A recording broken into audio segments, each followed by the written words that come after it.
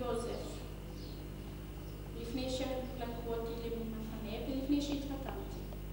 הסיפור התחיל בשנת 40, שנתנו לנו את הטלאי הצהוב. והסתובבנו בבית הספר עם הטלאי הצהוב, ולא נתנו לנו להתקדם בגלל שהיינו יהודים.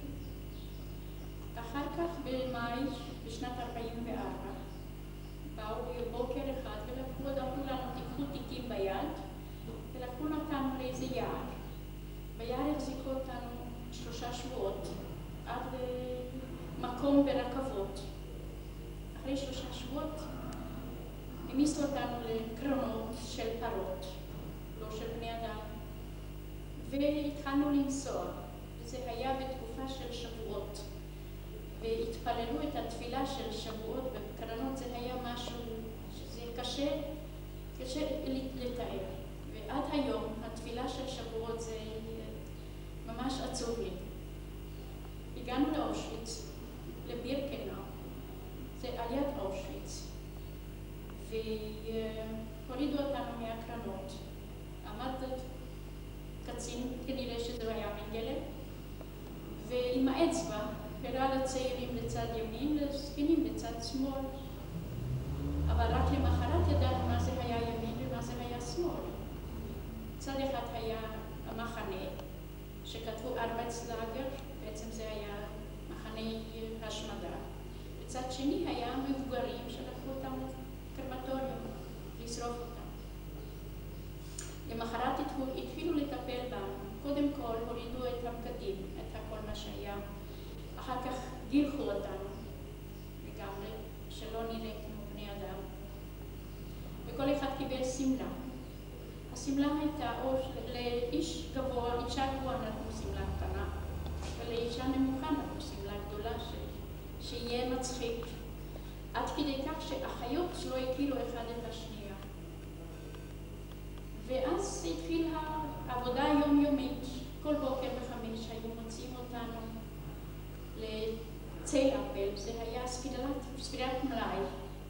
האם לא מישהי ברח או ברחה? אמנם לא היה לאן לברוח, אבל הם עשו את זה כל בוקר. עמדנו שורות של 5, וכל בוקר הוציאו מהשורות האלה את המלאי שהיו צריכים לקרמטוריום. זה היה עבודה יומיומית שלנו. ולדבר על אוכל, מה שקיבלנו שם, כלים לאכול לא היו. אז קיבלנו בסירים. כל שורה קיבלה סיר. אז הסתכלנו כמה פעמים הוא בולע, לא חס וחלילה, שאחד יבלע יותר מהשני. זה היה סידור האוכל כל יום. וחוץ מזה לא עשינו כלום. היו ביתנים. בכל ביתן היו בערך 1,800, 1,200 בנות. אלה היו אורבות פעם. והם עשו מיטות, יש בכל התמונות אפשר לראות אותן, מיטות של 3 קומות, סתם מקרשים. ועל הקרשים האלה היו ישנות, הבנות, 10 על כל מיטה. ואם אחד רצתה להסתובב, אז כולם היו צריכים להסתובב, מכיוון שאחרת לא היה מקום.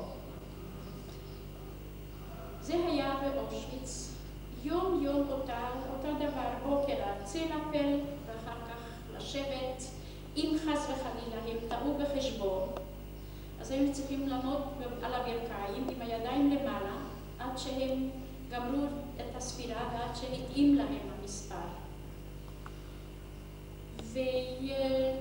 ואת זה עשינו כל יום. אני הייתי באושוויץ, בבירקנאו, במחנה הזו, עד ספטמבר, ממאי עד ספטמבר. משהו מאוד מעניין. בירקנאו, כל מחנה היה בערך 32,000 איש. והיו 3 בתי שימוש עם 100 חורים בסך הכל. ושם כל בת וכל אחד היה שלשול מרעב ומכאב ומצרות. אז היינו צריכים לעמוד בתור שעות, על גבי שעות, על מנת להגיע לשירותים. אלה חוויות שקצת קשה לשכוח אותן. בספטמבר לקחו אותי למחנה עבודה בגרמניה.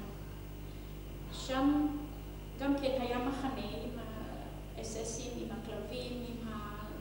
הסידור המוכר, אבל שם עבדנו, אז וההפתעה הגדולה שלנו היה שם קיבלנו צלחת וקיבלנו כף ומזלג, וזה היה נראה כאילו שלא ראינו בחיים שלנו כף.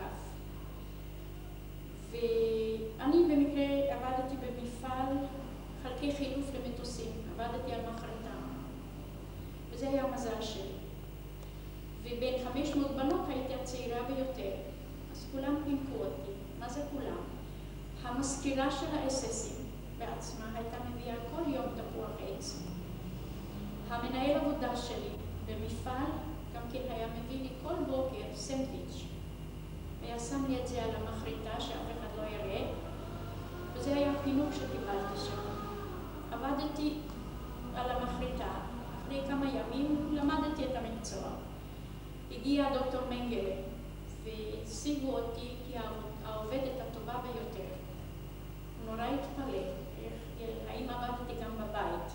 אמרתי לו בגיל 14 לא יכולתי לעבוד על מחרטה. ושם עבדנו עד סוף המלחמה. ושם החיים היו טובים, אבל הצל הפל היה נמשך גם שם. ושם הייתה בעיה שהיה חורף, והיו יוצאים, הלבשה לא היה, לא גרביים, לא לבוש תחתון, רק שמלה וסנדלים. אז היינו יוצאים ב5 בבוקר בשלג עד המותניים, ועומדים בתור עד שסופרים ועד שעושים את החשבון. ואם רצינו להתרחץ פעם בחורף, אז היה חבית, עשינו אש מתחת לחבית, והתיישבנו בחבית ושם התרחצנו, בגלל שצריכים להתרחץ, זה חובה. וזה היה ממש כיף שם, כמה שאפשר להגיד לזה כיף, אבל היה יותר טוב מאשר באושוויץ. ושם גם גמר מלחמה שנגמרה במאי, שחררו אותנו הרוסים. ואמרו לנו שאתם יכולים ללכת הביתה, אבל מה זה בית? איפה בית? הגיעה רכבת עם שבויים. אנחנו שמחנו, אבל איך נוסעים עם השבויים? שמענו שהוא נוסע דרך הונגריה. עלינו על הגג, וישבנו על הגג ונסענו עד לבודפשט, על הגג של הקרנות של השבויים. וזה היה סיפור די עצוב גם כן, מכיוון שהיו הרוסים, השתכרו ונתנו לנו מכות וכל פעם זרקו בת אחרת מהגג. אז כאשר המלחמה לא נגמרה לגמרי בשבילנו, נסענו שבוע ימים עד לבודפשט מגרמניה. אתה רוצה שאני אמשיך?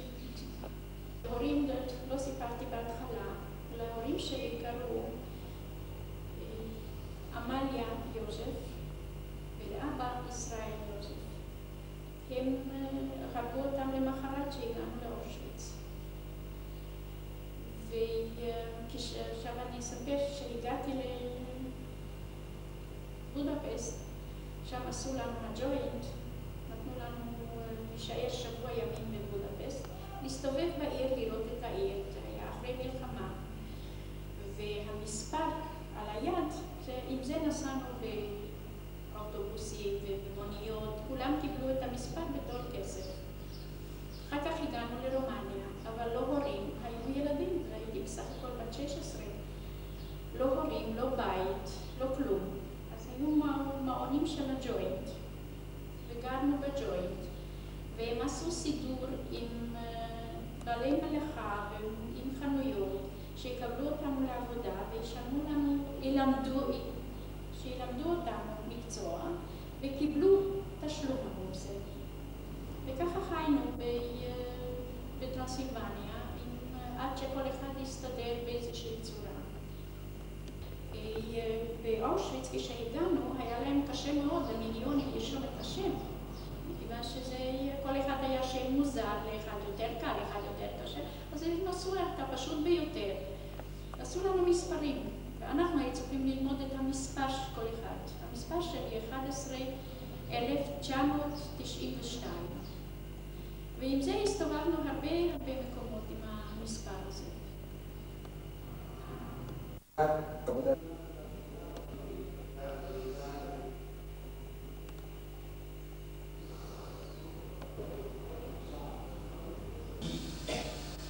אני פלס כאב.